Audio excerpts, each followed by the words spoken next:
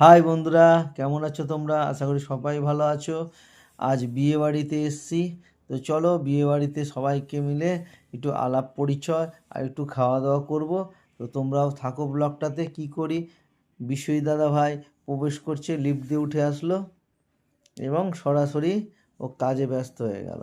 আর আমি এই দিকে চলে আসলাম ফুচকা মেয়েদের এবং ছোট বাচ্চাদের ফুচকার স্টলেই দেখছি ভিড়। আর ফুচকা, তার পাশে পকোড়া, কিন্তু বন্ধুরা চোখ দেখার মতো দেখলাম কফি, যেটা ঠান্ডার দিনে খুব উপযোগী, সেইটা আর কেউ খায় না। তেলে ভাজা আর ফুচকা, এই দুটো মেয়েদের খুব ফেভারিট, তাই খাচ্ছে। এটা আমার মাসির মেয়ে, মাস্তুতো বোন।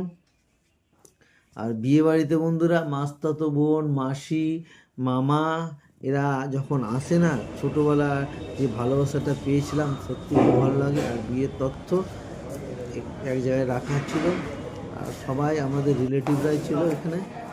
আর মামিকে দেখতে পেয়ে, এইটা আমার বড় বৌদি হয় মাস্তুতো। আর আমার একটা মামি আমাকে দেখে, আমি ক্যামেরা করছি বলে ওর লজ্জা পেয়ে গেল। আমি বললাম, না মামি খাও খাও, লজ্জা করে কি হবে, খাওয়ার জিনিস এটা আছে, খেতেই হবে। আমার মেয়ে আর আপনাদের দিদি ভাই, ও বাকি নাই, ও খাচ্ছে এবং পোজ দিয়েছে ওনারা ছবি তোলার জন্য। বর ঠিক টাইম মতো ঢুকে গেছিলো, যা 8:30টায় লগ্ন ছিল।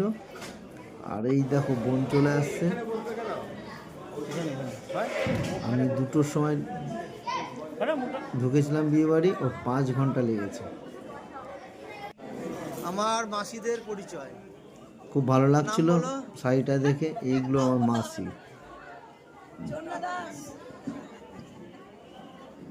প্রত্যেকেই আমার মাসি। এই মাসিগুলো একটু বয়স হয়ে গেছে, এরা 3 বোন পর পর।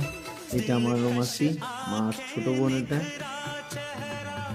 গান বাজনা সব ছিল বন্ধুরা, তাই তোমাদের সামনে তুলে ধরছি। এই মাসিগুলো সত্যি খুব, মা আর মাসি যার কপালে থাকবে না, সেই ভালোবাসাটা পায়। কে কে এরকম ভালোবাসা পেয়েছো অবশ্যই মাসিদের কাছ থেকে জানাবে। আর সবাই দেখছে, আমি বাড়ির সঙ্গে পরিচয় করে দিলাম মাসিদের সঙ্গে অনেকদিন পর। আর এদিকে আমাদের প্রোগ্রাম, আমরা ফেসবুকে যতজন কাজ করি সবাই নাচ গান আনন্দ করছিলাম, রিলস বানাচ্ছিলাম বন্ধুরা একে একে করে। আর এই যে ফুচকা, আমার 2 ভাগ্নে, ওরা ফুচকা আছে, ওরা লজ্জা পেয়ে গেল আরেক ভাগ্নে। আর দেখো আমার আরেক বম্পাদির ছেলে, ওটা সে তো একদম বলছি কম খা, ছাড়বে না, ফুচকা খেতে হবে। যদি ব্লগটা ভালো